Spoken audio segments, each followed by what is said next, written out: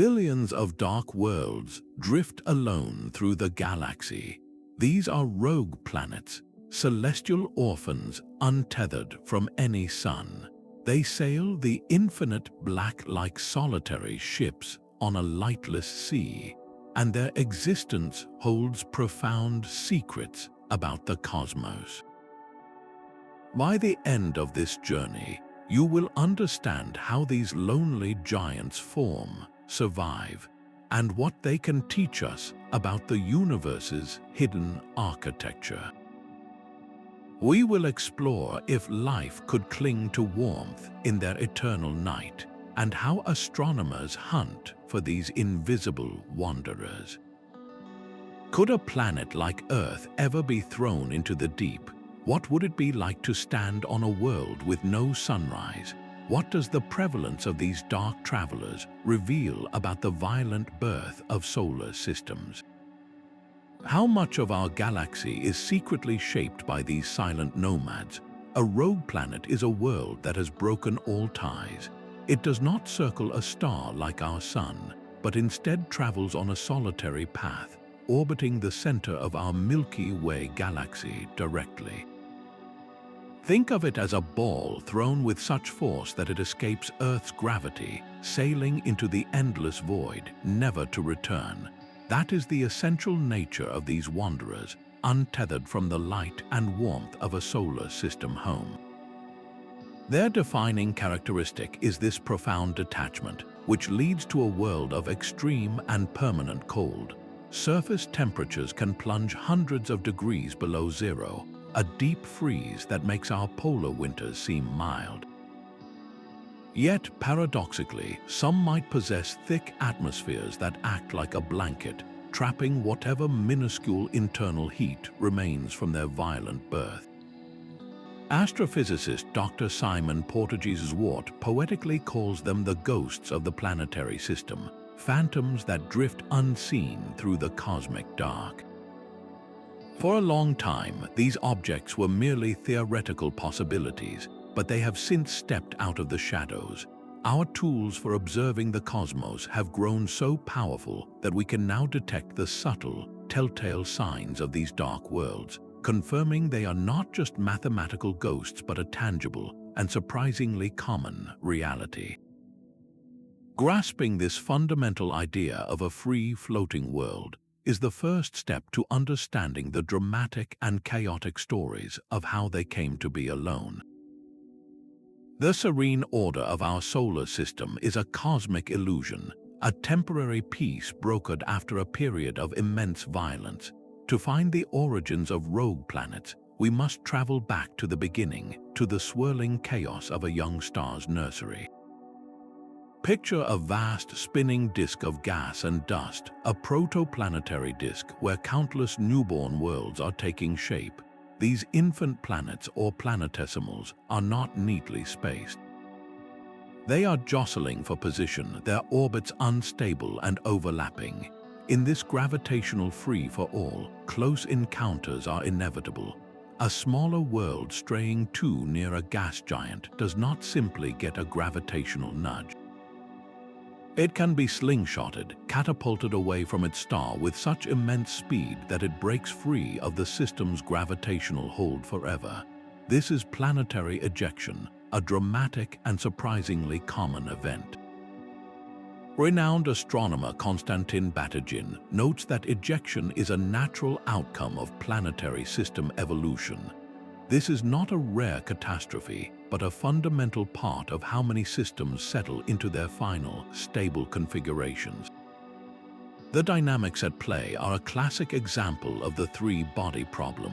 When three or more massive objects interact through gravity, their movements become inherently chaotic and unpredictable. The only stable solution, in many cases, is for one of the bodies to be violently expelled. The likelihood of this ejection depends on several key factors. The mass of the largest planet in the system is crucial. A Jupiter-like giant has the gravitational muscle to easily toss smaller neighbors into the void. The initial orbital configurations matter too. If planets form too close together, their gravitational tugs constantly disrupt each other, making a chaotic rearrangement almost certain. And timing is everything. Ejections are most common in the first 100 million years of a system's life, when planets are still migrating and the disk is full of perturbing material. Simulations of our own solar system's early days reveal a startling possibility. They show that we may have once had additional giant planets, perhaps even a fifth or sixth gas giant, that were ejected in a gravitational tug of war with Jupiter and Saturn. Our familiar planetary family could be the quiet survivors of a much more crowded and tumultuous household. This leads to a haunting question. Could Earth have faced a similar fate during the solar system's violent youth? Were we ever on the brink of being flung into the infinite cold, a rogue world before life even began? This turbulent birth story sets the stage for the profound loneliness that follows, a solitary journey into the deepest dark. Gravity is the invisible artist of the cosmos, carving the endless trajectories these orphans must follow. Once a planet is cast out, its journey is not one of true freedom but of perpetual obedience to this fundamental force. Every curve of its path through the interstellar void is shaped by the collective gravitational pull of everything around it. This includes the subtle, persistent drag of galactic tides, the gentle but constant stretching force exerted by the galaxy's overall mass, and the sudden, sharp tugs from passing stars or dense clouds of gas. As astrobiologist Dr. Lisa Koltenegger explains, even in isolation, gravity dictates every move, from subtle drifts to dramatic encounters with nebulae or star clusters. It is a silent conductor, and the rogue planet is its solitary instrument, playing a lonely song across millions of years. The influence of these forces is complex and relentless. The overall mass distribution of the galaxy, including the mysterious pull of dark matter, creates a background gravitational field that can gradually bend a planet's path in ways that are profoundly difficult to predict. One specific effect is gravitational focusing. Imagine the fabric of spacetime as a soft, rubber sheet. A massive object like a star creates a deep dip in that sheet. As a rogue planet travels near it, the planet's path is not a straight line but a curve that rolls down into that dip. This can funnel the planet much closer to the star than it would have otherwise come, leading to a close approach that could either slingshot it away at even greater speeds or, in extremely rare cases, temporarily capture it in a wide, unstable orbit. Over immense timescales, this leads to a profound question about long-term orbital stability. Is any path through the galaxy truly stable? In the crowded central bulge, close encounters are frequent, making a straight path impossible. In the quieter outskirts of the galactic halo, a rogue planet might travel for billions of years with little disturbance, a true and timeless wanderer. To make this tangible, picture a solitary rogue planet drifting toward a vast molecular cloud, a stellar nursery light years across. The combined gravity of all that gas and dust begins to pull on the world, a force that grows stronger with every passing century. This gravitational influence could act as a temporary brake, slightly slowing the planet's frantic journey, or it could do the opposite, adding energy to its flight and hurling it even deeper into the galactic abyss. The planet's fate in that moment is decided entirely by the invisible geometry of gravity. It is a reminder that the forces shaping our own lives, the unseen currents of chance and circumstance that push and pull us in unexpected directions, have a mirror on the cosmic scale. This endless gravitational dance dictates the environments these worlds will face, from the relative calm of empty space to the violent frontiers of newborn stars. The silence on such a world is absolute, broken only by the faint creaking of a continent-spanning glacier, Without a sun, the temperature plummets toward the coldest possible mark in the universe, absolute zero. The very air could freeze solid, falling to the ground as a snow of nitrogen and oxygen. This is the expected fate of a starless world, a permanent deep freeze. Yet, against all odds, some of these wanderers may harbor pockets of warmth. Their survival hinges on the heat they carry within, a faint memory of the violent energy from their birth. This internal warmth comes from two primary sources. First, there is the residual heat left over from the planet's formation, the immense gravitational energy released when rock and metal crashed together to build the world. Second, there is the slow, steady decay of radioactive elements deep in its core, a natural nuclear furnace that provides a constant, if modest, trickle of energy. A key factor in conserving this precious heat is the planet's atmosphere. Some larger rogue planets, especially those that are gas giants, may hold onto thick envelopes of hydrogen and helium. These gases act as a superb insulating blanket, dramatically slowing the loss of internal heat into space and preventing the surface from becoming completely frigid. Planetary scientist Dr. Athena Kaustanis suggests these worlds could harbor internal oceans shielded by thick ice, making them dark, aquatic sanctuaries. This points to a stunning possibility. Beneath a crust of ice that could be dozens of miles thick, a rogue planet might conceal a global subsurface ocean, kept liquid by the planet's own geothermal heart. We see a similar phenomenon on moons like Europa, but here it occurs in the complete absence of a star. Other mechanisms can also provide vital warmth. Tidal heating can flex a planet's interior. This occurs when the gravitational pull of a nearby moon, or even a close pass by another massive object, stretches and squeezes the world, generating friction and heat from within. On some cold worlds, this internal pressure might even fuel cryovolcanism, where water mixed with ammonia or methane erupts from geysers, instantly freezing in the bitter air. These plumes are a direct venting of the world's internal warmth, but this heat is a finite resource. Over billions of years without a star to replenish energy, the core will cool. Radioactive elements decay away, and the residual formation heat slowly radiates into space. A thick atmosphere might slowly bleed away, molecule by molecule, until it collapses entirely, leaving the world a bare, frozen rock exposed to the cosmic chill. This raises a compelling question.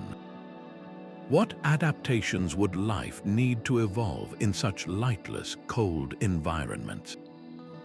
Could microbes, similar to the extremophiles found in Earth's deepest caves or near hydrothermal vents, survive by chemosynthesis, drawing energy not from the sun but from chemical reactions in the dark water?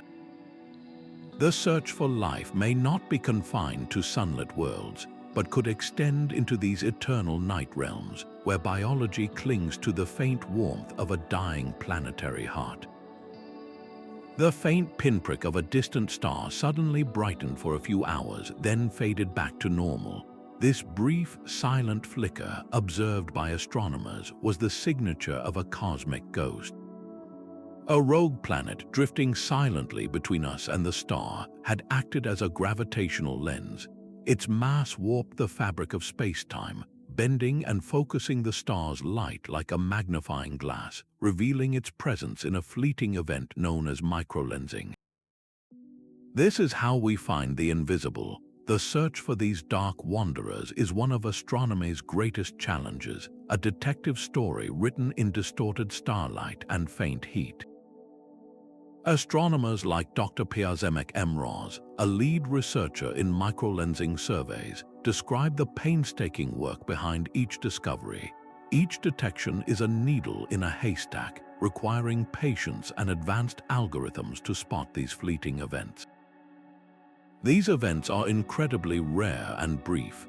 A star might brighten for only a few hours or days, and it might never happen again with that same star, making every successful observation a precious data point.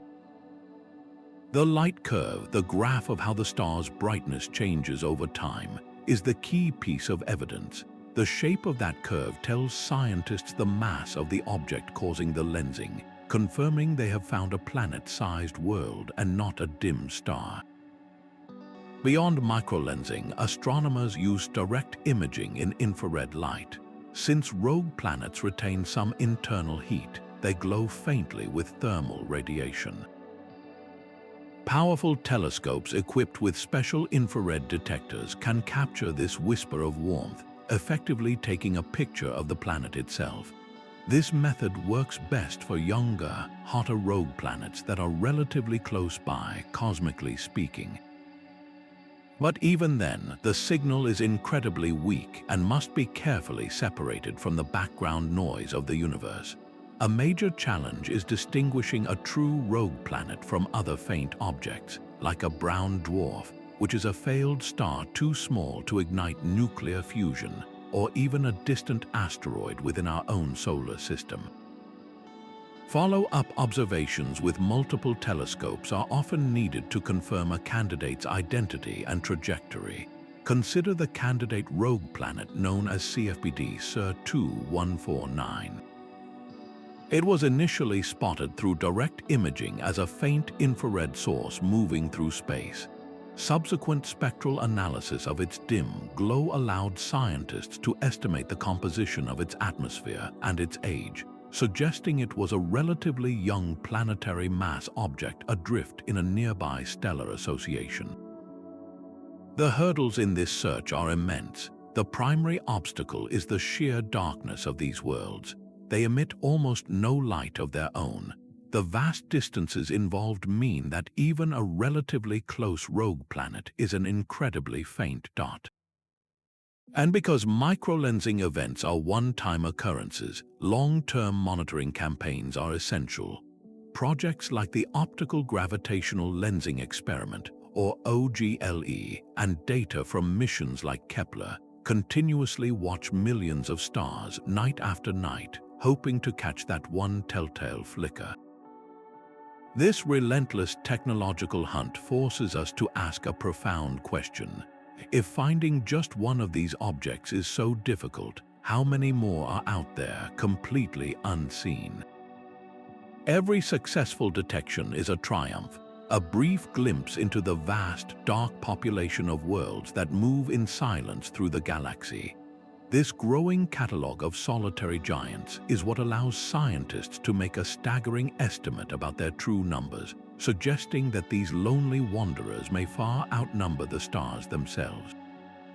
The sheer number of these solitary worlds defies easy comprehension. If every star holds the potential to fling planets into the dark, then our galaxy must be filled with a silent, drifting multitude. Statistical models and microlensing surveys now suggest a staggering reality. The Milky Way could be home to billions, perhaps even trillions, of rogue planets, a hidden population that vastly outnumbers the stars we see in the night sky. This extrapolation is built on painstaking detective work.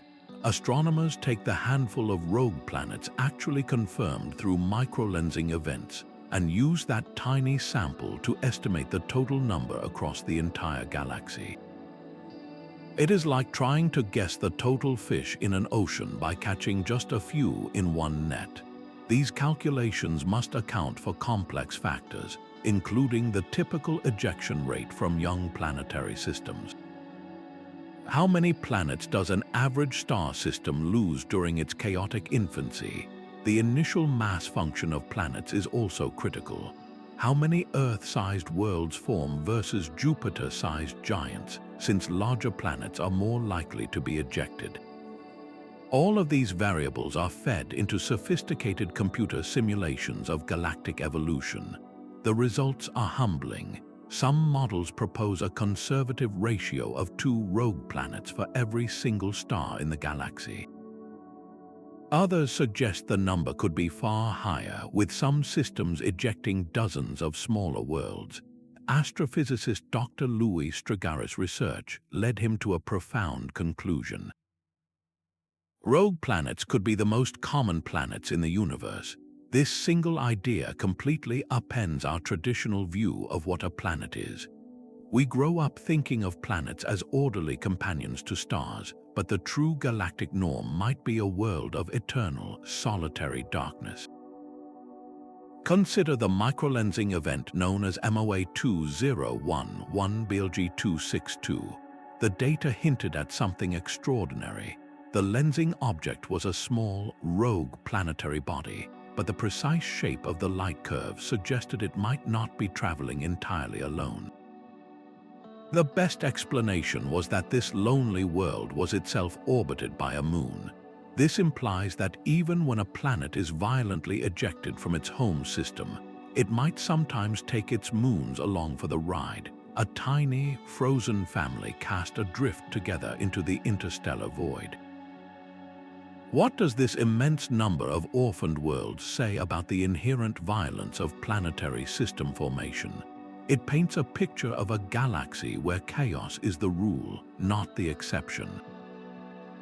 For every stable system like our own, there may be countless others that tore themselves apart in gravitational turmoil, scattering their planetary children to the winds.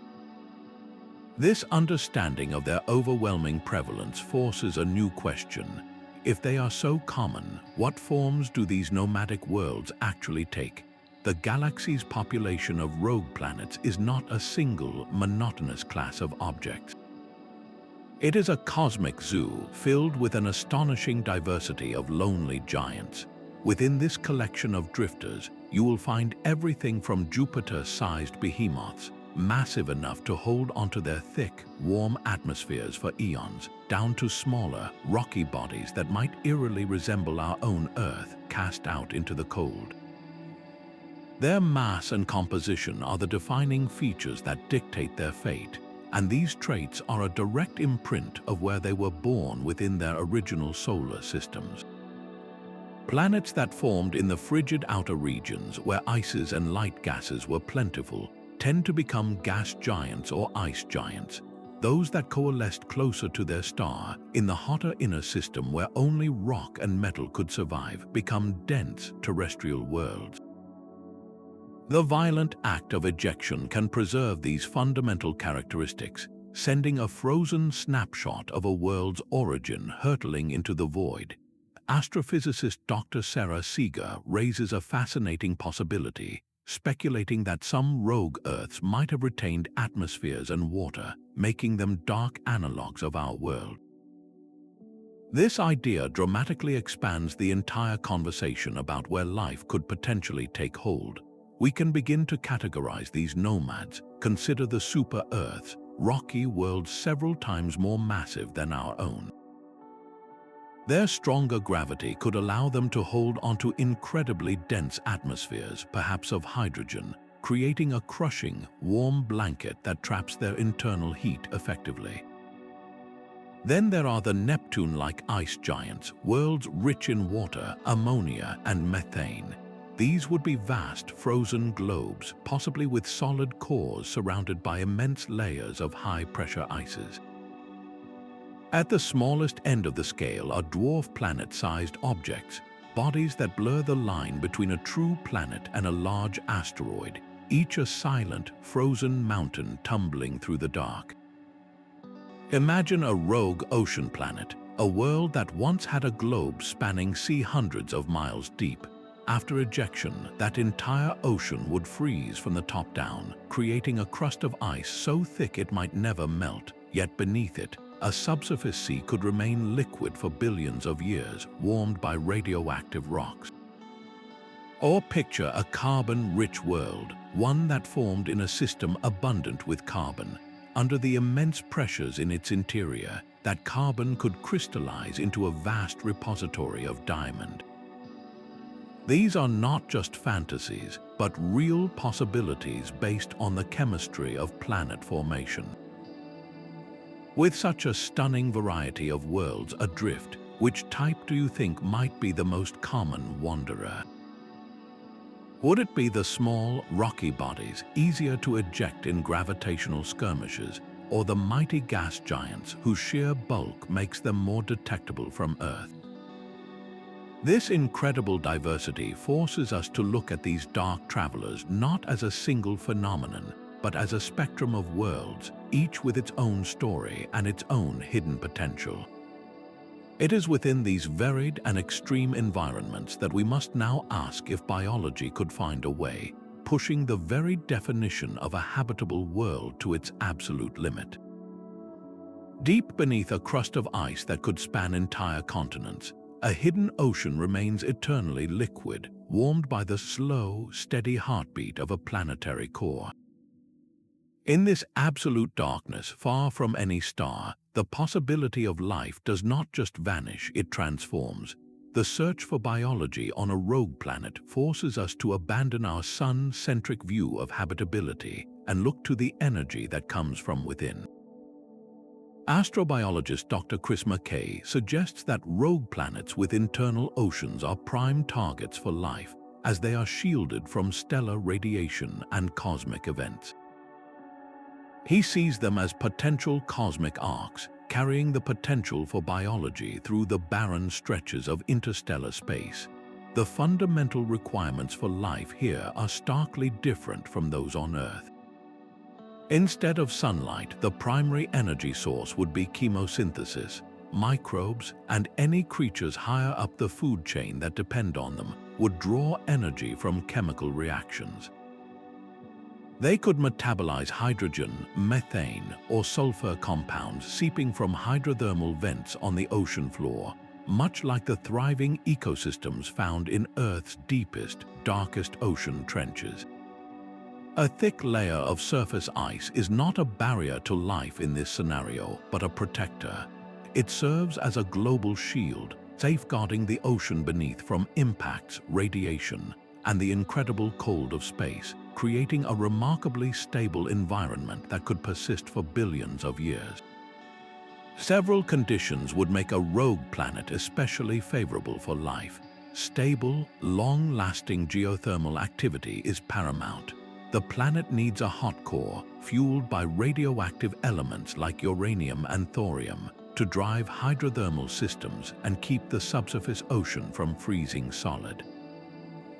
A nutrient-rich interior is also essential. The planetary crust and mantle must contain the necessary chemical building blocks and be geologically active enough to circulate those nutrients into the ocean, creating the chemical gradients that life exploits.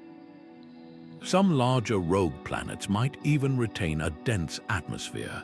While not breathable by our standards, an atmosphere of hydrogen or methane could act as an additional insulating blanket, further slowing heat loss and potentially preventing the surface from becoming a completely hostile wasteland. We can see a blueprint for this on moons within our own solar system. Enceladus, a small moon of Saturn, erupts with plumes of water vapor from a global subsurface ocean, and its chemistry suggests the kind of hydrothermal activity that could support life. Europa, orbiting Jupiter, is believed to have a vast liquid water ocean beneath its icy shell. A rogue planet would be a larger, independent version of these worlds, operating on its own internal power, completely free from a sun. If life did take hold in such a place, how would it evolve without any concept of day or night, without seasons or weather? Sensory systems based on light would be useless, likely replaced by exquisite sensitivity to subtle water currents, temperature changes, or chemical signals. Reproduction and daily rhythms would be governed by the slow geological pulses of the world itself, the rise and fall of heat from the core. This challenges our very definition of a living world. Must a planet orbit a star to be alive? The answer might be a profound no. Life could be a phenomenon powered by planetary heartbeats, flourishing in eternal darkness, waiting in the frozen quiet between the stars.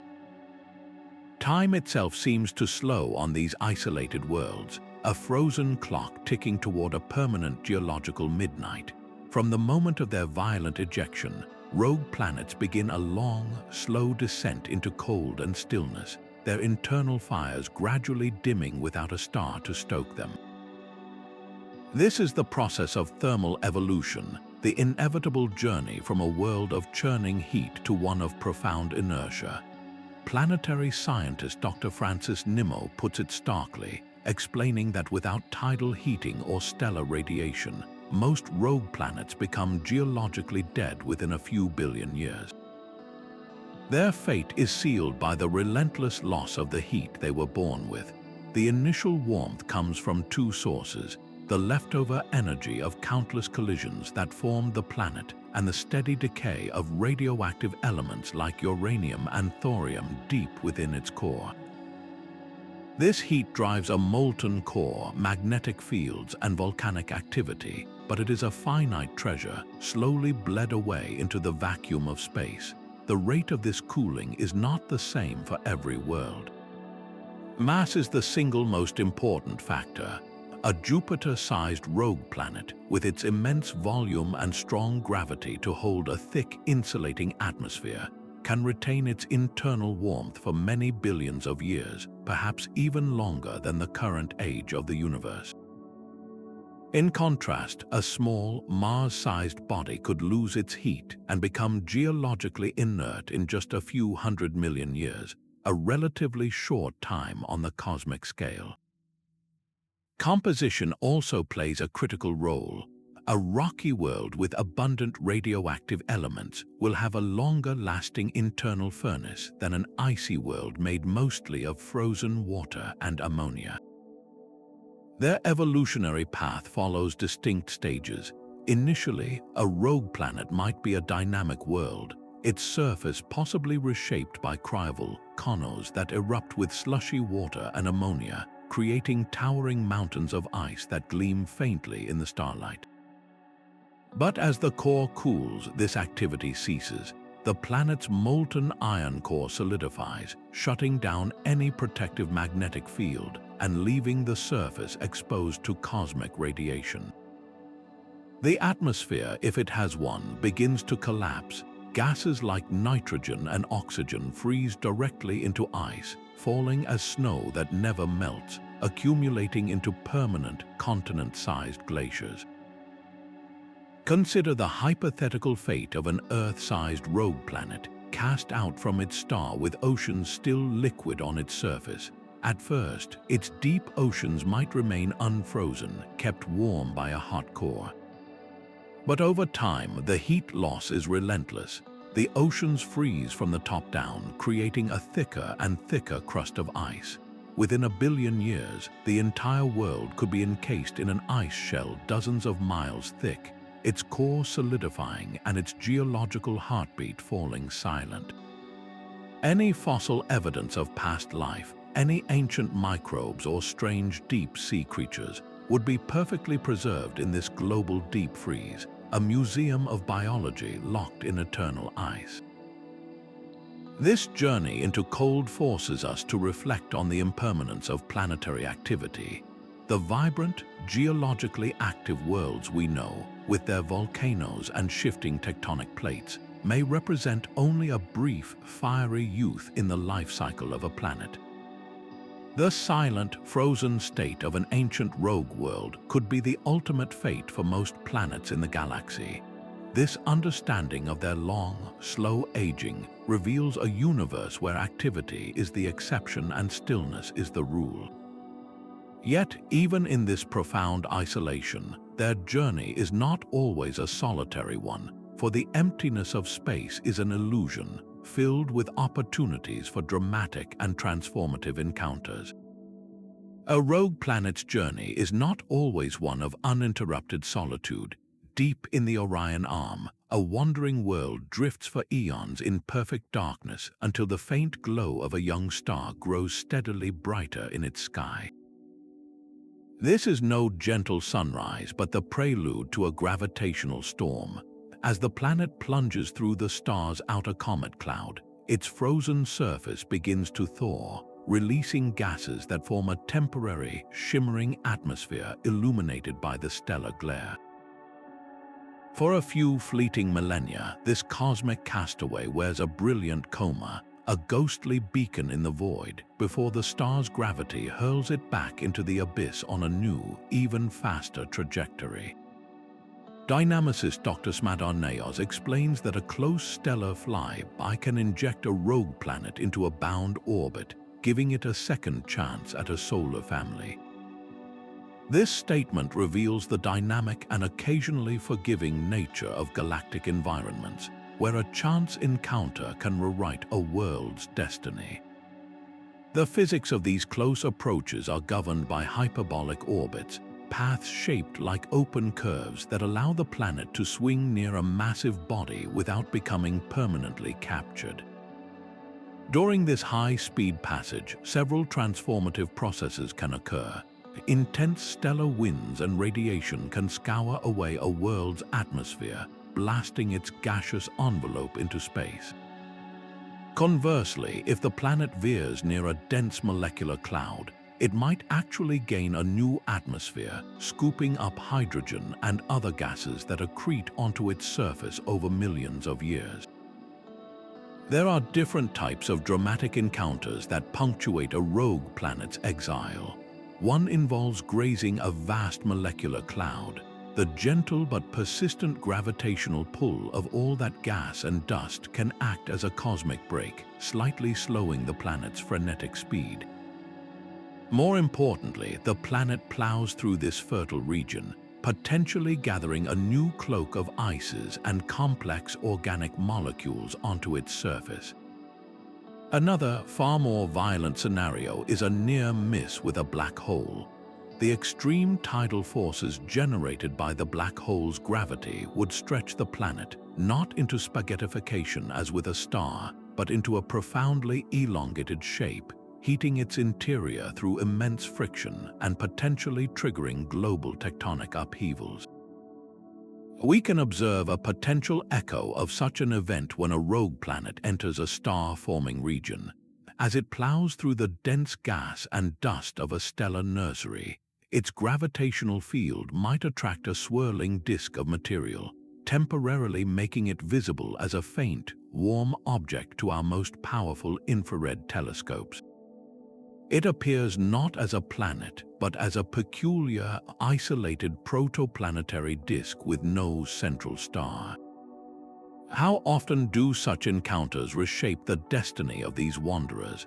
Given the vast emptiness of space, these events are exceedingly rare on human timescales, but over billions of years, a typical rogue planet will likely experience a handful of close calls that fundamentally alter its course, its composition, and its very nature.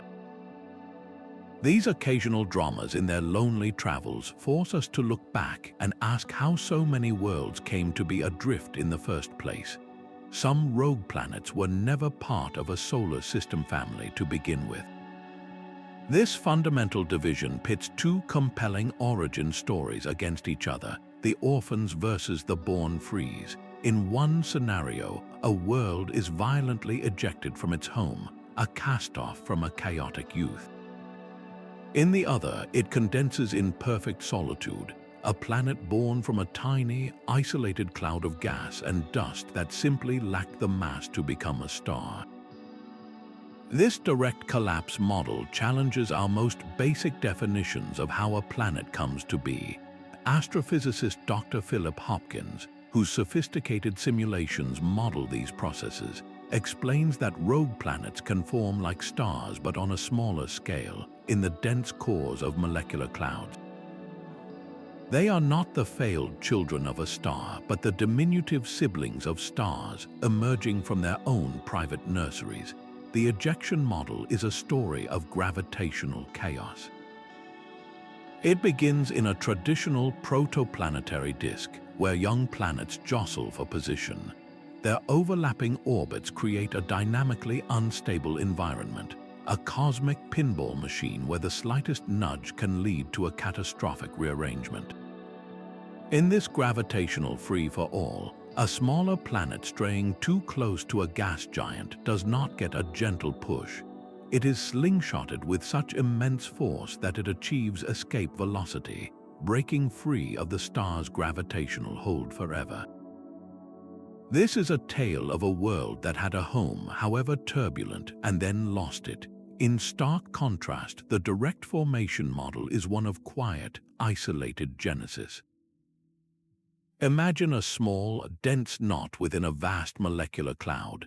This knot, through its own gravity, begins to collapse, but it is not massive enough to trigger nuclear fusion and become a star.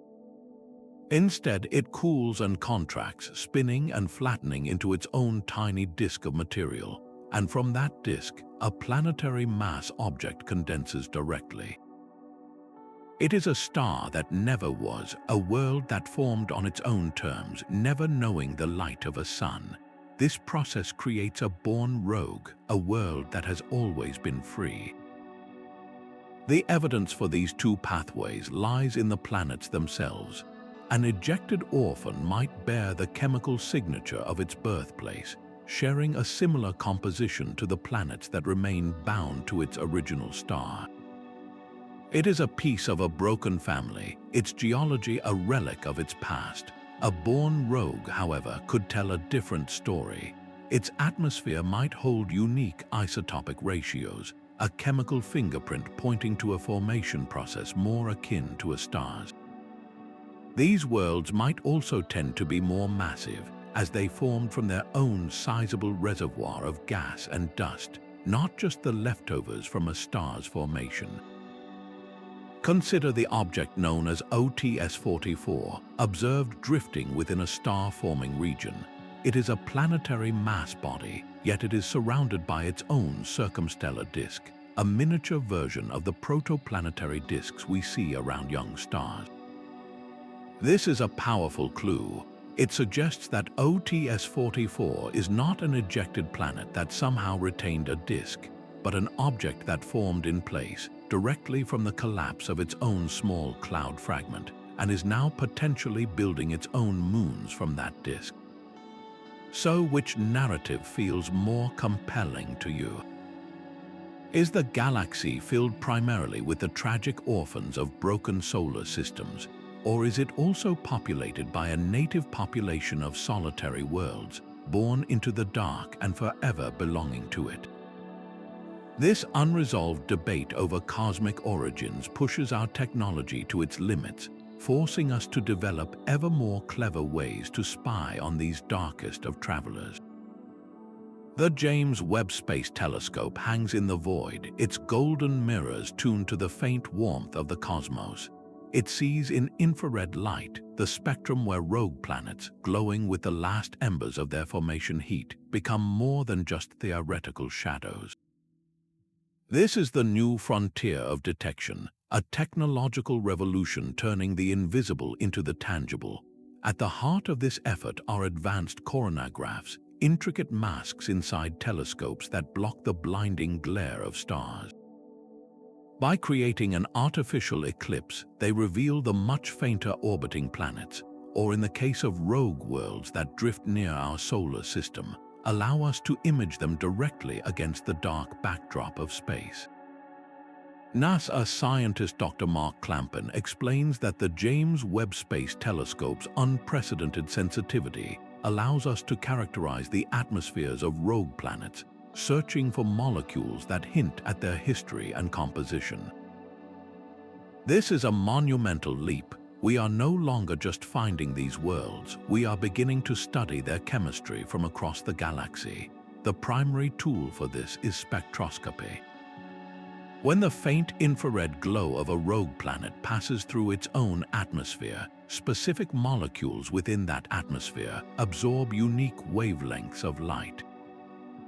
The light that reaches our telescopes carries these missing pieces, a barcode of absorption lines that scientists can decode to reveal the presence of water vapor, methane, carbon monoxide, or other compounds.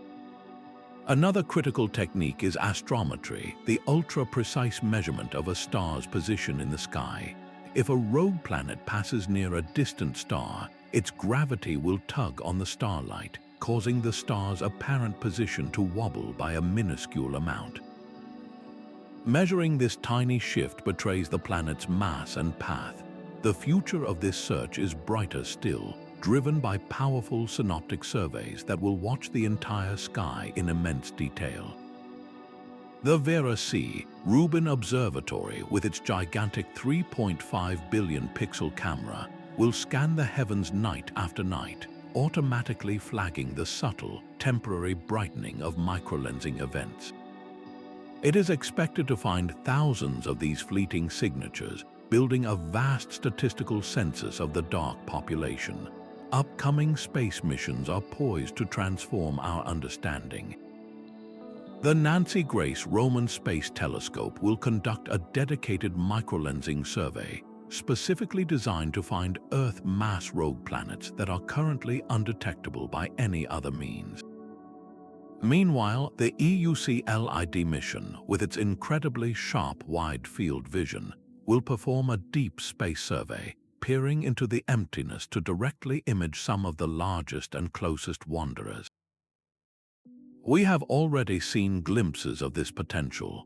The SPHERE instrument on the Very Large Telescope in Chile has directly imaged several planetary mass candidates drifting in star-forming regions. These are not just points of light. Their instruments can take a spectrum, analyzing the chemical makeup of their atmospheres and confirming they are indeed planetary bodies. How do you find a world that emits no light? You build a detective that can see in the dark, sense the slightest gravitational tugs, and patiently watch for a star to briefly flicker. These technological marvels are our extensions into the void, gathering the faintest whispers from the dark to answer the most profound questions. Each new instrument brings another piece of the puzzle into focus, revealing the specific, remarkable worlds that have been found drifting in the interstellar night. A lonely giant drifts through space, untethered to any star, yet it is not entirely alone.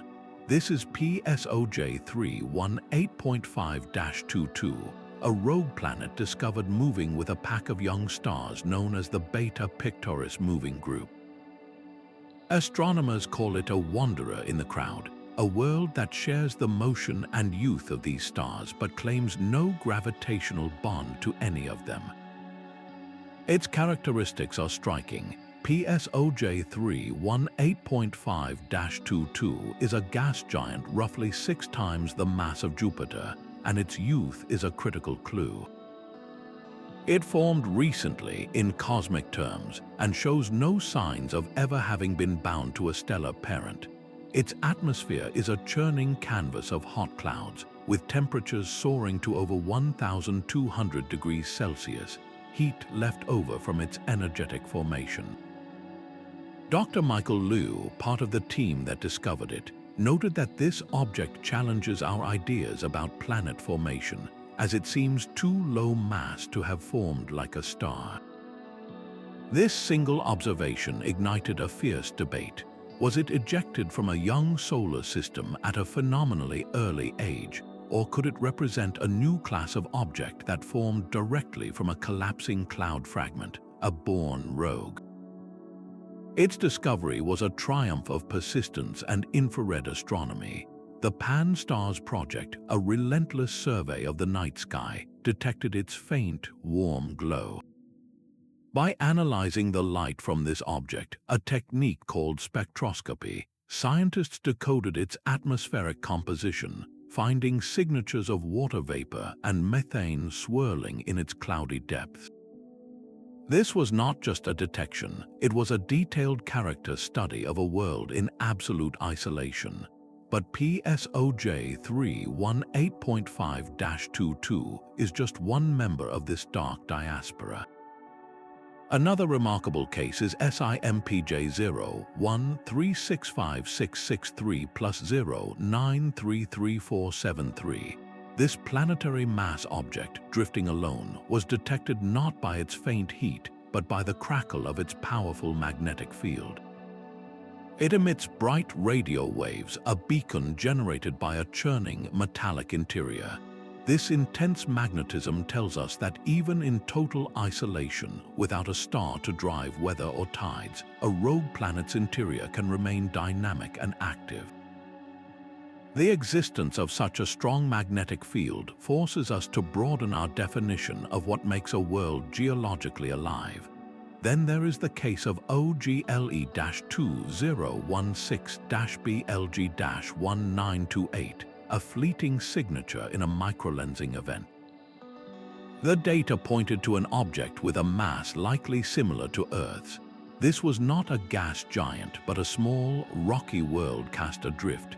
Its discovery is profound evidence that the ejection process is democratic, scattering not just giant planets but also Earth-sized bodies into the cold.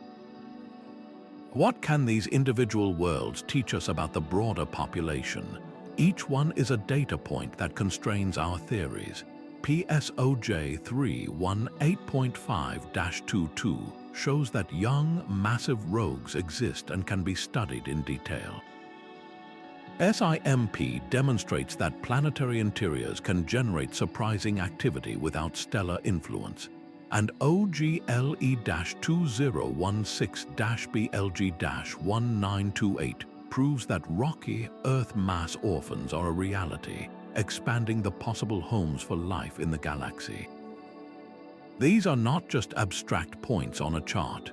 They are real worlds with distinct personalities and histories, each one a key that helps unlock the larger mystery of the silent, drifting majority. Deep within a supercomputer, a virtual solar system is born from equations and code. This is the cosmic laboratory, where astrophysicists run the clock forward and backward, replaying the chaotic lives of rogue planets a million times over. The most powerful tool in this digital workshop is the N-body simulation, a mathematical engine that calculates the gravitational pull between planets, moons, and stars as they dance through their orbits. It models the precise, chaotic forces that can turn a stable family of worlds into a celestial demolition derby. Computational astrophysicist Dr. Konstantin Batygin notes that simulations show ejections are common in systems with giant planets, often leaving behind a trail of rogue worlds. This digital evidence reinforces the idea of a violent galactic history written in the trajectories of these exiles. To run such a simulation, scientists must first establish the initial conditions, a snapshot of a young planetary system based on our best theories of how protoplanetary disks evolve. They place virtual planets of varying masses and compositions into orbits that are often packed tightly together, a recipe for instability. The simulation then begins its work, solving the complex gravitational equations for every single object at every tiny step in time, tracking their movements over millions of virtual years. These models do not exist in a perfect vacuum. They integrate other critical factors like the gas drag from the lingering protoplanetary disk, which can slow a planet's migration or hasten its fall toward the star, and the gravitational kicks from passing stars, which can destabilize a system from the outside. The predictions that emerge from these virtual experiments are remarkably detailed. They generate a mass function, forecasting that smaller, Earth-sized planets are ejected far more often than gas giants, though the giants do the bulk of the ejecting. They map velocity distributions, showing that most rogue planets are flung away at speeds of a few kilometers per second, though some can be hurled out at hypersonic velocities. The models also predict how these worlds should cluster within the galaxy. Dynamical heating, the cumulative effect of countless gravitational nudges from stars and dark matter, should push them into certain regions like the galactic bulge or the sprawling halo, creating a hidden architecture of dark worlds. A famous example is the NICE model, a simulation of our own solar system's early evolution. It suggests that as Jupiter and Saturn migrated, their gravitational influence sent Neptune and Uranus scattering outward. In this grand reshuffling, the ice giants likely ejected a vast swarm of smaller, icy bodies from the outer solar system, flinging the precursors of today's comets and possibly entire dwarf planets into the interstellar abyss. Our placid modern solar system might be the quiet aftermath of that ancient gravitational storm, but how much can we truly trust these digital oracles? They are, after all, built on our current understanding of physics, which is incomplete. They rely on initial conditions that are educated guesses. A simulation can show you one possible history out of a million, but it cannot tell you with absolute certainty which history actually unfolded. This tension between the simulated and the observed is the very engine of scientific progress. It forces us to look deeper into the night, to find those real, faint wanderers and see if their numbers, their masses, and their paths match what our cosmic laboratories have predicted. This theoretical framework does more than just explain the past. It gives us a map to the galaxy's hidden demographic, a forecast of countless silent travelers whose collective gravity may subtly shape everything we see. The Milky Way is not a uniform sea of stars, but a structured island with distinct neighborhoods, and each region hosts its own population of dark wanderers.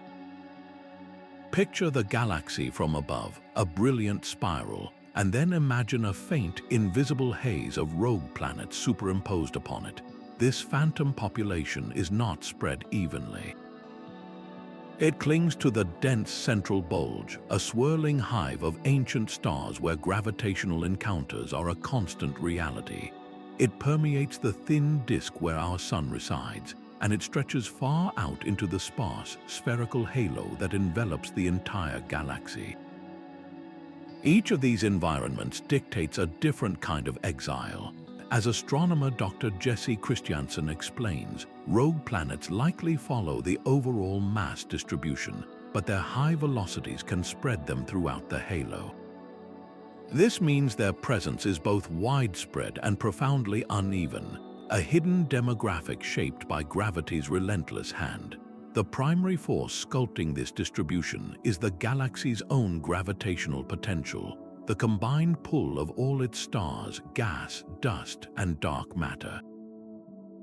This creates an invisible landscape of hills and valleys in spacetime. A rogue planet does not travel in a straight line, but rather rolls along the contours of this landscape, its path constantly curved by the masses it passes.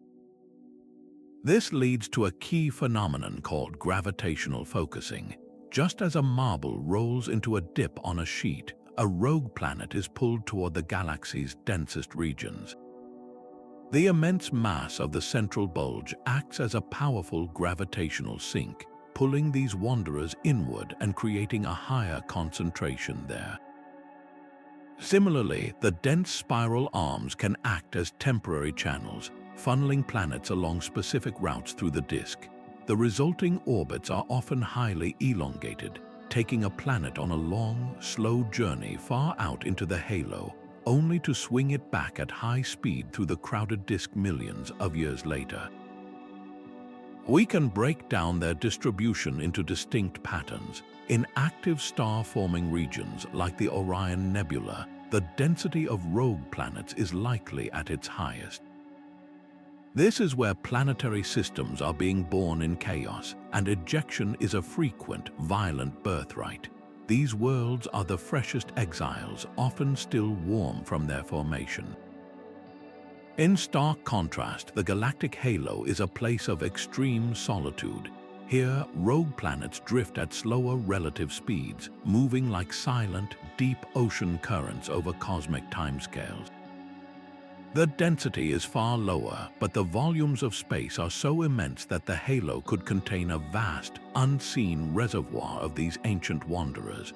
An even more fascinating possibility is the existence of rogue planet streams.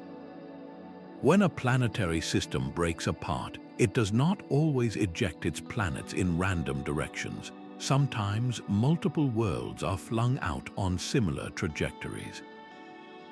This creates a stream, a group of orphaned planets that travel together through the galaxy, a ghostly family still connected by their shared origin. Future telescopes may detect these streams by identifying multiple faint objects moving in concert across the sky, a subtle clue to a shared catastrophic past. How does this intricate map of their locations influence our search for them? It tells astronomers where to look. Surveys focused on the galactic bulge will catch the crowded, chaotic traffic of recent ejections. Scans of the quiet halo might reveal the oldest, coldest relics, their faint infrared glow a testament to eons of cooling. This understanding of their placement is more than just celestial cartography. It forces us to ask what happens to these worlds over timescales that dwarf human history. Does a planet drifting in the calm halo have a different ultimate fate than one trapped in the gravitational storm of the central bulge? Their location in the galaxy's architecture directly shapes the epic story of their long, dark lives. A rogue planet drifts too close to the crushing gravity of a black hole. Tidal forces, far stronger on the side nearest the abyss, stretch the world into a grotesque oval. The crust fractures, the mantle tears, and the entire planet is pulled into a brilliant, doomed stream of incandescent gas and molten rock. This is one violent, spectacular end. At the other extreme, a smaller world simply cools over eons, its internal heat bleeding away into the void until it becomes a geologically inert lump of ice and stone, a permanent monument to silence. These are the ultimate fates awaiting the galaxy's wanderers, a spectrum of endings dictated by chance and the relentless laws of physics. Cosmologist Dr. Katie Mack puts it succinctly, stating that on cosmic timescales, rogue planets are transient. They may be ejected, captured, or even evaporated in the late universe. Their existence is a chapter, not the entire book. The most common destiny is a gradual thermal death. For the vast majority, the journey is a long, slow fade. The radioactive elements in their cores decay. The residual heat from their violent formation radiates away, and all geologic activity ceases. Their atmospheres freeze out, falling as permanent snow that never melts. They become cold, dark fossils, yet some might experience a form of rejuvenation through rare, dramatic events. If a rogue planet passes near a hot, young star, the intense stellar radiation can blast away its atmosphere in a process called photoevaporation, stripping the world down to its bare core. Conversely, a journey through a dense molecular cloud could allow it to accrete a new shell of ices and organic material, thickening its crust. A direct collision with another rogue planet or a large asteroid is unlikely given the vast emptiness of space, but over trillions of years, it remains a possibility, an impact that could shatter both bodies into a new cloud of debris. We can outline several distinct pathways for these orphans. Capture into a new planetary system is a tantalizing possibility, though it is astronomically rare. It requires a precise, slow-speed encounter where the planet can be gravitationally braked enough to be snared by a star's gravity, often being placed into a wide, eccentric orbit. Ingestion by a star is another fate. A rogue planet on a close approach to a star could be torn apart by tidal forces before it even hits the surface, or it could plunge directly into the stellar furnace, causing a brief, bright flash. The most enduring fate is simple survival. Many will continue to drift, their journeys carrying them out of the galaxy's plane and into the intergalactic void. To make this tangible, follow the timeline of a Jupiter-sized rogue. After its violent ejection, it glows hot for hundreds of millions of years, its thick atmosphere trapping its internal warmth. After a billion years, its strong magnetic field begins to weaken as its core slowly solidifies. After 10 billion years, its cloud bands have faded, its atmosphere slowly thinning.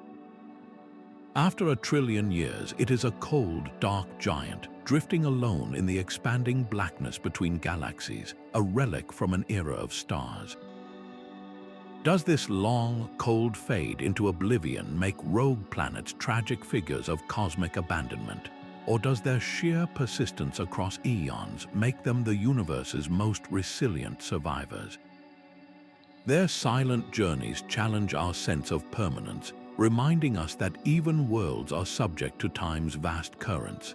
This contemplation of their ultimate ends naturally shifts our gaze forward to how we might one day reach out and touch these dark travelers ourselves. A silent probe crosses the interstellar void, its long antenna aimed back toward a distant Earth. It does not slow as it approaches a dark, frozen world, but in a fleeting flyby, its instruments drink in the data, measuring the composition of a transient atmosphere and the faint heat bleeding from a subterranean ocean. While such a dedicated interstellar mission remains a dream of the future, the next decade will bring a revolution in our understanding of these nomads, transforming them from statistical ghosts into a catalogue of known worlds. At the forefront is the Nancy Grace Roman Space Telescope, set to launch later this decade. Its galactic bulge time domain survey will perform a mammoth microlensing census, staring at the crowded center of our galaxy to catch the subtle brightening of stars as rogue planets drift in front of them. Dr. David Bennett, a lead scientist for Roman, states with clear anticipation, "We expect to find a rogue planet for every star in the galaxy, revolutionizing our census of these objects." This mission is not designed to study individual worlds in detail, but to answer a fundamental question of scale. By detecting thousands of these events, including those caused by small, Earth mass rogues that are currently invisible, Roman will provide the first robust statistical measure of this dark population. It will tell us just how common our own solar system's orderly configuration really is. The methodology relies on wide-field imaging on an unprecedented scale. Roman's camera will capture the same dense star fields again and again, over months and years, allowing sophisticated software to identify the unique, single brightening signature of a microlensing event. The shape and duration of each star's brightening curve reveals the mass of the object that passed by, building a galactic inventory of rogue planets sorted by size. Beyond statistical counting, the future holds the potential for direct characterization. Advanced starshades, giant flower-shaped shields flying in formation with space telescopes, could block out all starlight to directly image the faint infrared glow of a nearby rogue planet. We could take a real picture of one of these dark travelers. Another proposed concept involves Breakthrough Starshot, an initiative to develop tiny, laser-propelled nanocraft. These gram-weight probes, equipped with miniaturized cameras and sensors, could be accelerated to a fraction of light speed, allowing them to overtake and fly by the closest rogue planets within a human lifetime, beaming back our first close-up data. Even without sending a probe, we can study their atmospheres from afar. If a rogue planet, by pure chance, passes directly in front of a distant background star, the star's light will filter through the planet's atmosphere. Using a technique called transmission spectroscopy, telescopes can analyze that filtered light to detect the absorption signatures of molecules like water vapor, methane, or ammonia, revealing the chemical makeup of an atmosphere that has never known sunlight. Will these explorations finally confirm if rogue planets are the true galactic majority? Could the first spectral signature of water in a rogue planet's atmosphere reshape our entire concept of a habitable zone?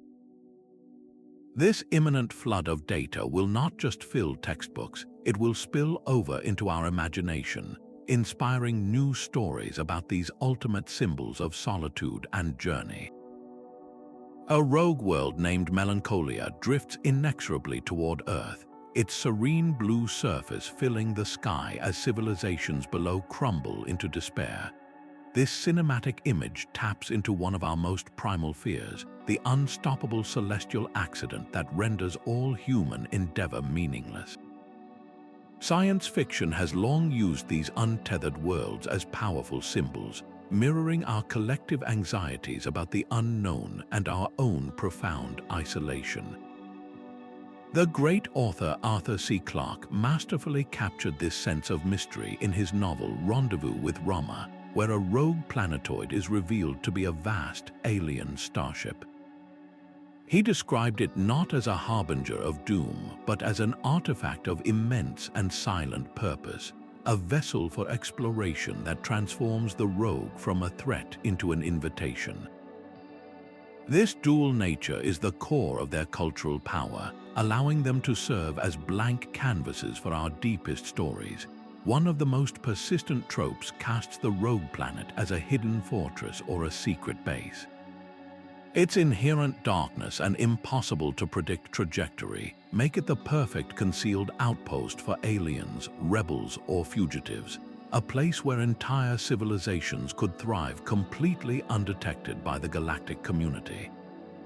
Another compelling narrative frames these worlds as cosmic time capsules. A rogue planet frozen in the deep chill of space for eons could preserve the ruins of an ancient culture, the last seeds of a biosphere, or the complete history of a species that fled a dying star, waiting for a traveler to unlock its secrets.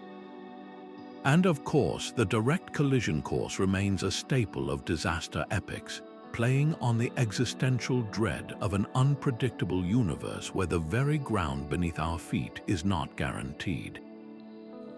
These stories have found fertile ground in interactive media. In the vast video game No Man's Sky, players can actually land on these solitary worlds, experiencing firsthand the eerie silence and strange geology of a planet without a sun. Television series have used them as extreme settings for survival dramas, where stranded crews must scavenge for geothermal heat and create their own light beneath an endless canopy of stars.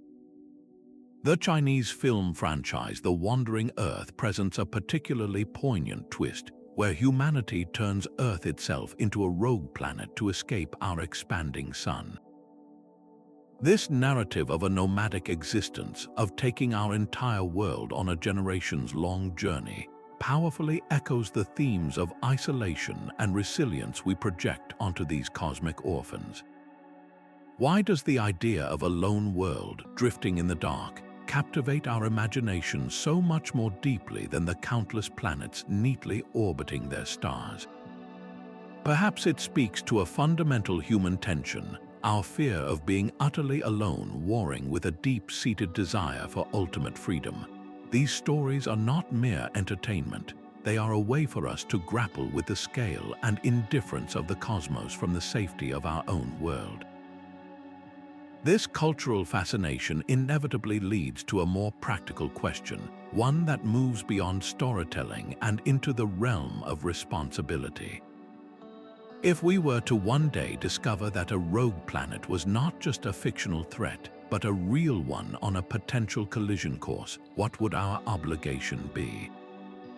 A rogue ocean world drifts in the perpetual night, its subsurface sea warmed by a radioactive heart. Our probe descends, its drills poised to sample the ice. But what if that ice shelf is a roof over a living ecosystem? The discovery of life on a rogue planet would trigger one of the most profound ethical dilemmas we have ever faced. Do we have a responsibility to protect that life at all costs? Or does the survival of our own species grant us the right to use such a world for resources, or even future colonization? This is not mere speculation.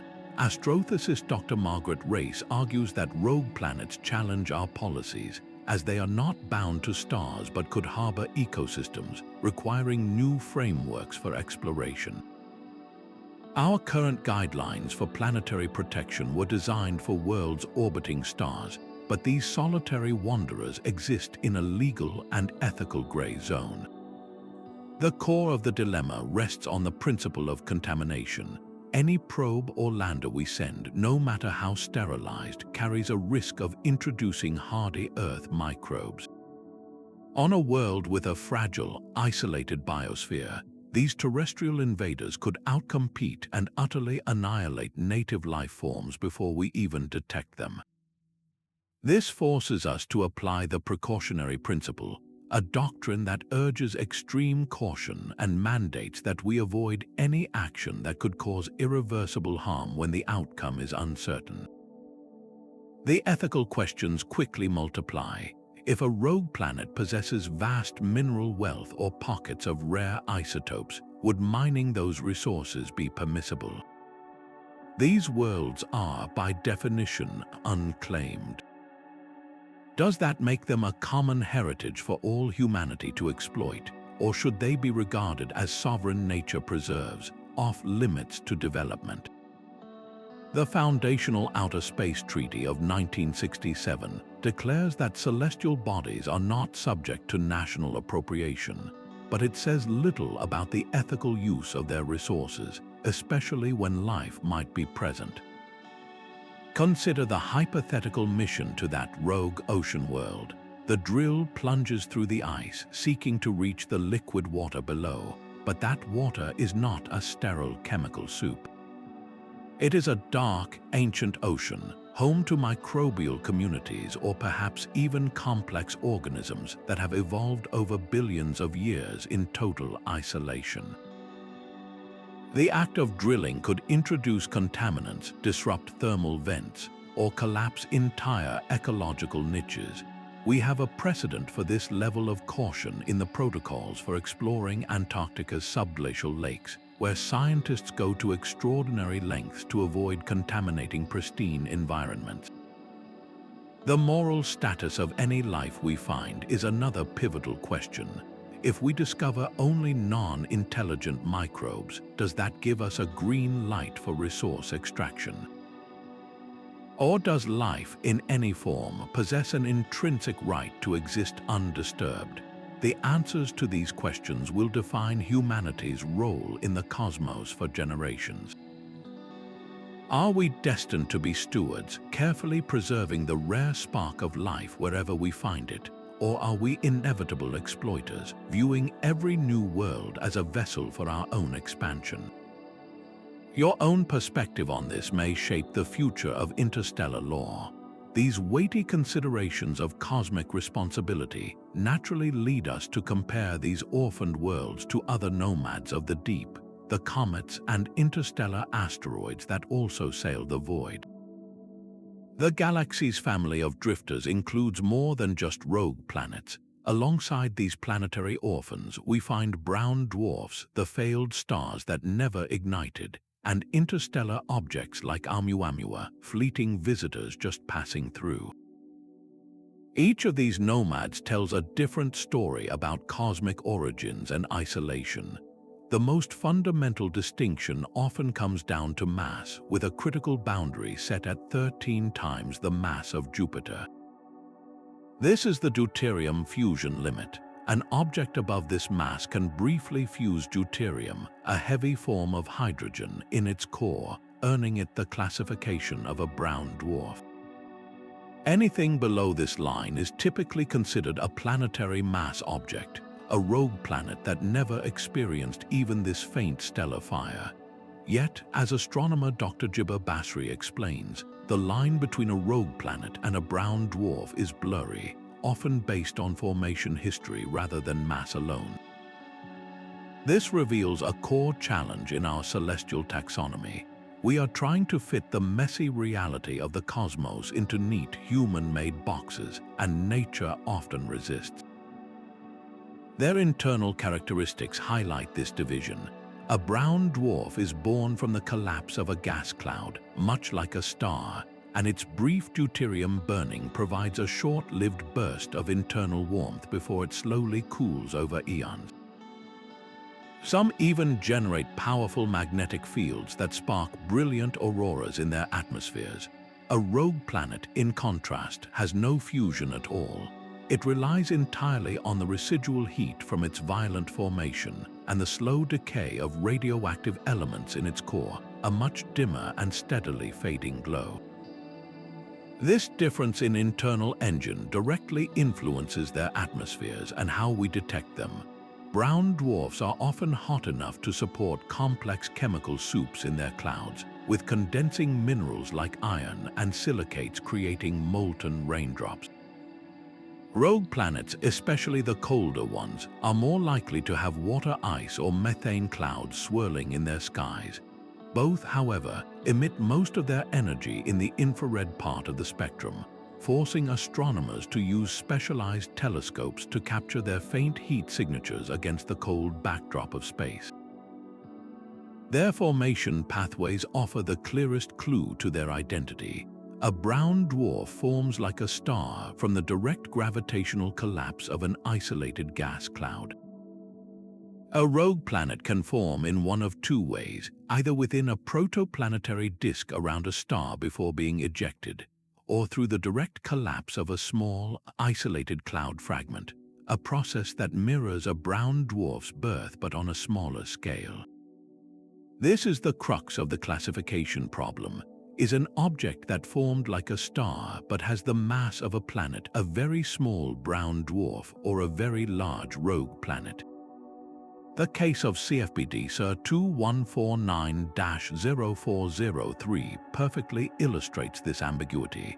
When first discovered, it was hailed as a rogue planet, a free-floating world. But later studies of its atmosphere and temperature sparked a debate. Its properties seem to straddle the line, with some characteristics pointing toward a planetary origin and others suggesting it was a low-mass brown dwarf. The ongoing discussion around this single object shows how our understanding is constantly refined with new data. Why does drawing these distinctions even matter? It is not just celestial bookkeeping. By correctly classifying these dark wanderers, we build an accurate census of the galaxy. This tells us how many true planets exist versus how many failed stars, which in turn reveals the efficiency of different formation processes across the cosmos. It helps us understand the full diversity of objects that populate the darkness between the stars, and for the rogue planets themselves, this careful classification sets the stage for their most poignant possibility. A world cast adrift does not necessarily have to be alone. A solitary rogue planet drifts through the void, but it is not entirely alone. A single, pale moon accompanies it, a faithful companion in the endless night, tracing silent circles in the perpetual dark. This tiny, bound system is a miniature cosmos, a world with its own world, and it dramatically expands the possibilities for what could exist in the interstellar abyss. The existence of such moons is not just poetic, it is a plausible outcome of cosmic chaos. Moons can form in one of two primary ways. They can coalesce from a disk of material around their planet while still within the home star system, becoming established before the violent ejection. Alternatively, during the lonely interstellar journey, a rogue planet's gravity could capture a passing asteroid or another small, free-floating body, pulling it into a permanent orbit. This creates the potential for binary systems, or even a whole family of moons orbiting a starless giant. Planetary dynamicist Dr. Sean Raymond offers a thrilling insight, suggesting that moons around rogue planets could have tidal heating, making them even more promising for life than the planet itself. This single idea completely reframes our search for habitable environments, moving the focus from the cold planet to its potentially warm, dynamic satellite. For a moon to survive the catastrophic ejection of its parent planet, its orbit must be stable and tight.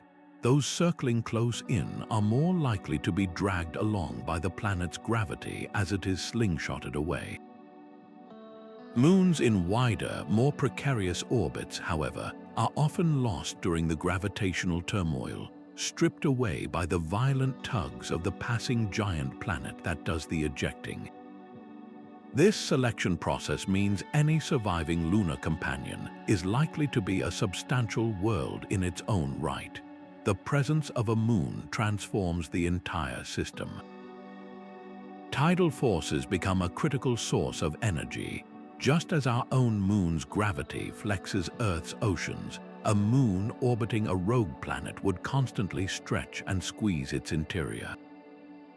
This friction generates immense heat from within, potentially enough to maintain a global subsurface ocean beneath a frozen crust, even in the total absence of a star.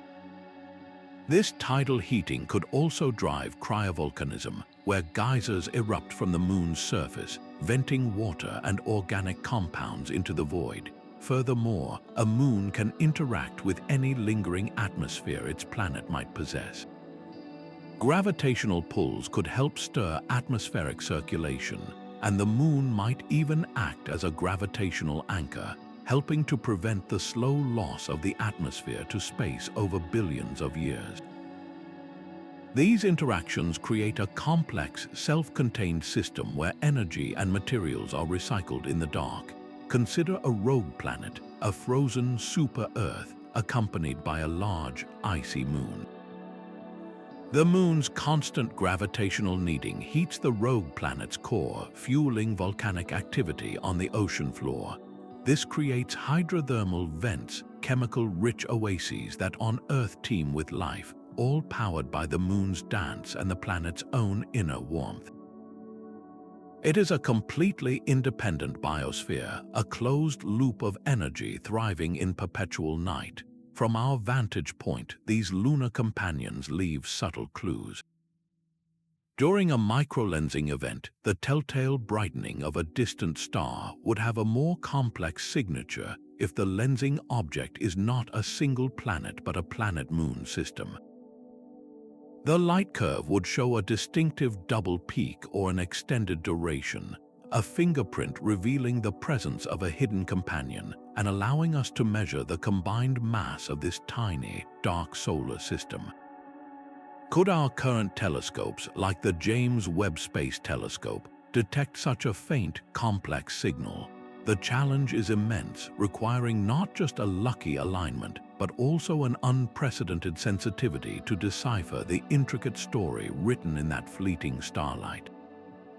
Yet each potential detection opens a new chapter, suggesting that these lonely giants might often travel with families, their solitude punctuated by the silent company of frozen worlds. If rogue planets truly number in the trillions, their collective gravity must be a hidden force sculpting the cosmos. This leads to a profound and speculative question, one that connects these solitary wanderers to the deepest mystery in modern physics, dark matter. Could these invisible worlds actually be a part of the universe's missing mass? For a time, scientists seriously investigated this possibility. They categorized rogue planets along with other faint objects like black holes and neutron stars under the name MACHO, an acronym for Massive Astrophysical Compact Halo Objects. These were prime candidates for what is called baryonic dark matter, the kind made from the ordinary protons and neutrons we know, just not shining. The idea was elegant, a solution to a cosmic puzzle hiding in plain sight, or rather, in permanent shadow. Yet, as cosmologist Dr. Kim Greist clarifies, while rogue planets contribute to dark matter searches, they are limited to a small fraction. Most dark matter is non-baryonic. This statement tempers excitement with a dose of reality. The dream of solving the dark matter riddle with planets alone has faded, but the journey to that conclusion itself revealed something vital about our galaxy. The key evidence came from meticulous microlensing surveys like the aptly named MACHO project. These experiments did not find rogue planets by watching for them directly, but by using them as tools. They continuously monitored millions of stars in nearby galaxies, waiting for the subtle brightening that would occur if an invisible, massive object drifted in front. The results were telling. While these surveys did detect a handful of microlensing events, there were simply not enough to account for the immense gravitational pull of dark matter. The data placed a firm upper limit, showing that macho, including rogue planets, could make up no more than a tiny percentage of the dark matter halo. They were ruled out as the primary component. This does not mean their collective mass is insignificant. Imagine a vast spherical halo of rogue planets enveloping the entire Milky Way, a ghostly population stretching far beyond the last visible stars.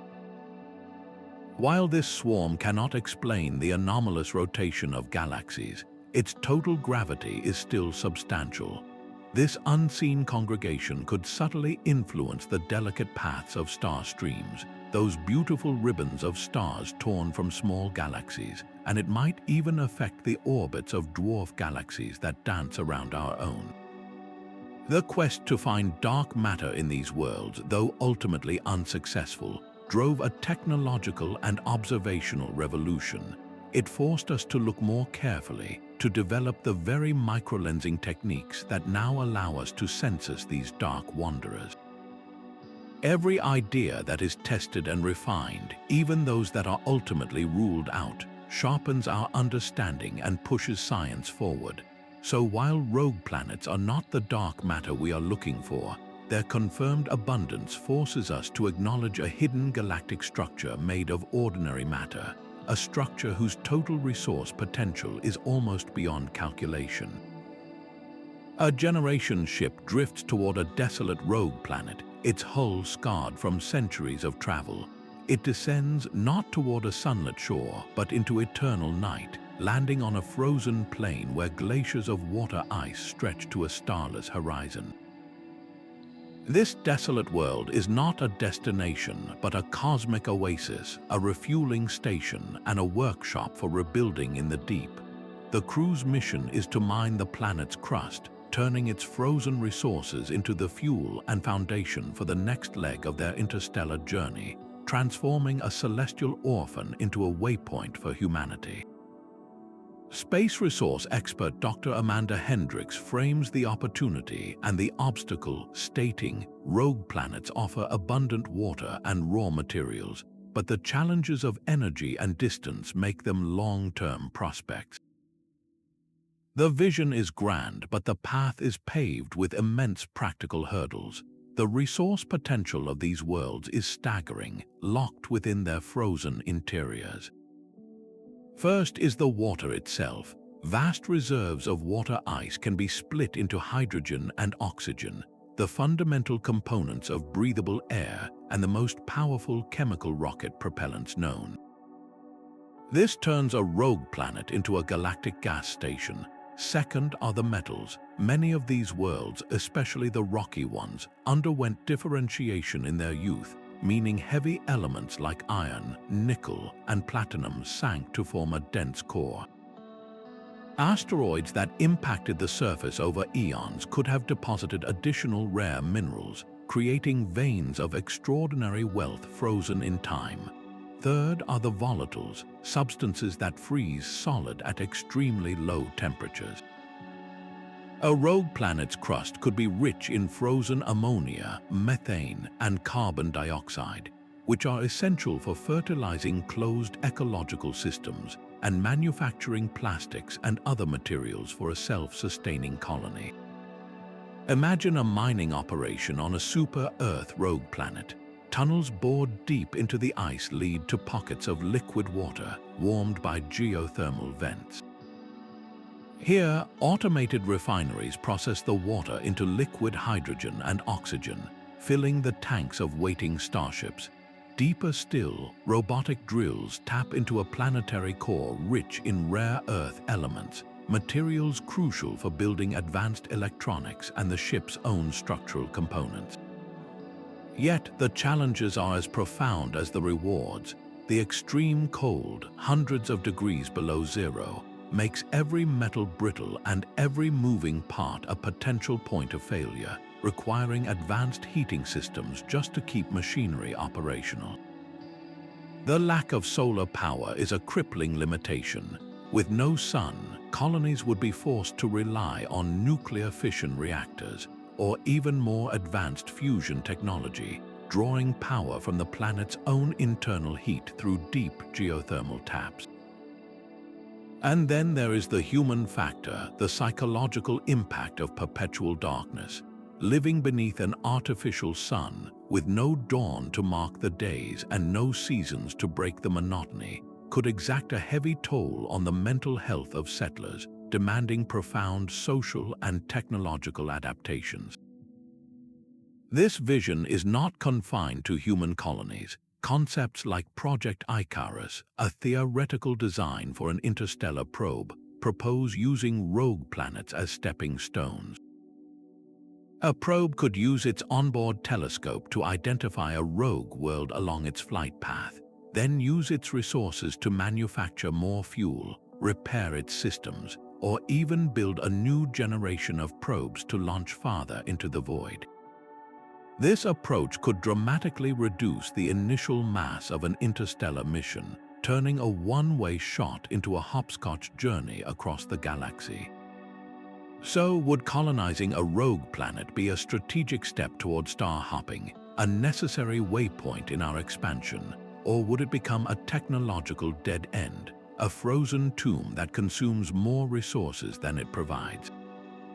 The answer may depend on whether we can first master the violent processes that create these worlds, understanding not just how to use them, but how they fundamentally shape the destiny of all planetary systems. The violent expulsion of a world is not just a loss, it is a creative act. In the frantic early days of a young solar system, the ejection of a rogue planet can carve out order from the brink of chaos, sculpting the final architecture of the system and forging the conditions for worlds like our own to thrive. Picture a system where three gas giants orbit a newborn star, their paths dangerously intertwined. A close gravitational encounter sends the smallest giant careening into the interstellar void, a sacrificial event that uses the planet's own momentum to gently nudge the remaining two into stable, circular orbits, far from the destructive turmoil of their youth. This process, known as dynamical evolution, is a fundamental force in shaping planetary families. Dynamicist Dr. Alessandro Morbidelli explains that ejection is a natural pruning process. Without it, many systems might be too chaotic for life to arise. This reframes the genesis of rogue planets not as a tragic exile, but as a necessary mechanism for cosmic stability. The primary mechanism at work is gravitational scattering, a complex dance where multiple planets exchange orbital energy. The planet destined for ejection absorbs a tremendous amount of kinetic energy, allowing it to break free. In doing so, it acts as a gravitational sink, soaking up the system's instability and leaving the other planets parked in quieter, more predictable paths. This is not a gentle rearrangement, but a violent act of system-wide engineering. We see a potential blueprint for this in our own solar system's history through the Grand Tack hypothesis. This model suggests that Jupiter migrated inward toward the Sun early on before Saturn's gravity pulled it back outward. This dramatic gravitational dance would have scattered the primordial disk of planetesimals, flinging countless icy bodies into the outer darkness while simultaneously clearing the inner system and delivering water-rich material to the fledgling Earth. The effects of this planetary pruning are profound and multifaceted. One crucial outcome is the clearing of debris disks. A system cluttered with leftover planetary building blocks is a shooting gallery where frequent colossal impacts would sterilize young worlds. By ejecting a massive planet, the system also ejects a huge swath of this dangerous debris, dramatically reducing the impact rate and giving life a chance to take hold. Furthermore, those ejected bodies themselves become agents of delivery. Icy planetesimals flung from the outer system toward the inner planets can crash into them, depositing life-giving water and organic compounds. Our own oceans may be filled with water delivered by comets that were themselves scattered by the gravitational reshuffling of our giant planets. This leads to an even more staggering possibility, panspermia. A rogue planet ejected with microbial life sheltered in its subsurface ocean could, after an eon of travel, be captured by another star system. There, it might seed a barren world with the spark of biology, making these dark wanderers potential arks for life on an interstellar scale. The most compelling evidence for this violent pruning may be the ghost of a planet in our own past. Sophisticated simulations of our solar system's youth indicate it may have once contained a fifth giant planet, a world similar to Uranus or Neptune.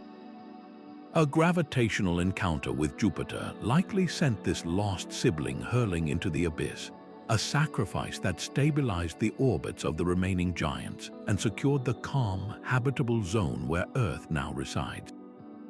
So we are left with a humbling reflection. The very stability that allowed our planet to become a living world may be a direct consequence of a catastrophic expulsion. The quiet order of our solar system, the gentle rhythm of our years, could be the peaceful aftermath of a gravitational storm that cast a sibling world into the eternal night.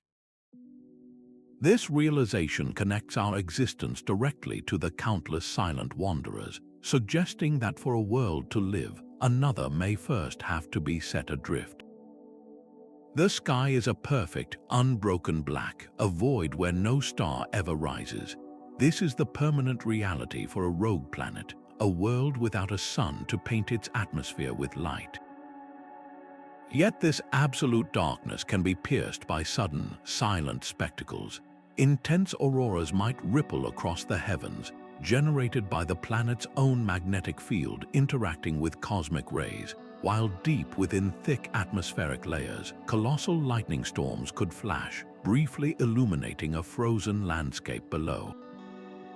The nature of these skies and whether they exist at all hinges on a single, relentless factor: atmospheric retention.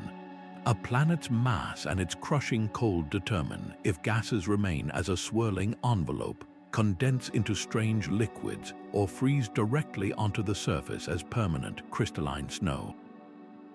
Atmospheric scientist Dr. Kevin Zonnel observes that rogue planet atmospheres could have unique chemistries with layers of different ices and hazes, unlike anything in bound systems. These are not the skies of any world we know. Their evolution is a slow, dramatic saga. It begins with outgassing, the release of volatile compounds from the planet's hot interior during its formation. If the rogue planet later drifts close to a hot young star or a source of intense ultraviolet radiation, a temporary and violent photochemistry can erupt, breaking down molecules and creating complex organic hazes.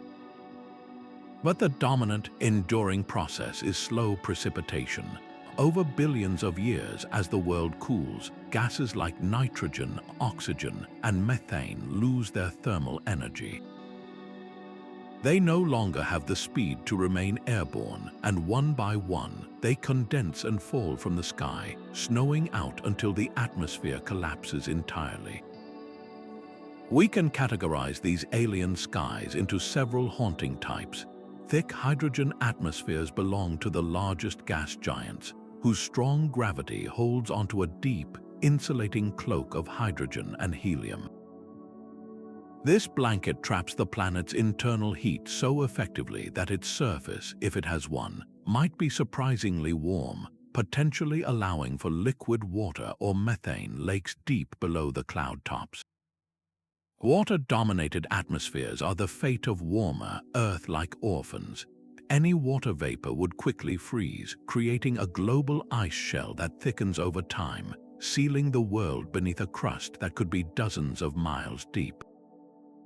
And then there are transient atmospheres, short-lived envelopes of gas created when a rogue planet's gravity captures volatile materials from a passing comet or plows through a molecular cloud, granting it a temporary, shimmering sky that will eventually be lost again to the void. Picture a hydrogen iceberg world, a middling mass rogue planet that is steadily freezing solid. Its atmosphere does not vanish all at once. Instead, different gases snow out at different temperatures, creating a layered geological record. First, water ice forms a base layer. Then, a sheet of frozen nitrogen accumulates on top of that. Finally, a cap of solid methane and carbon dioxide frosts the surface. The planet becomes a stratified cake of ices, a frozen archive of its own lost sky. Contemplating these extreme environments does more than satisfy our curiosity. It provides a critical laboratory for understanding exoplanets. Rogue planets represent the ultimate test case for atmospheric models, showing us how chemistry and climate behave when stripped of stellar influence.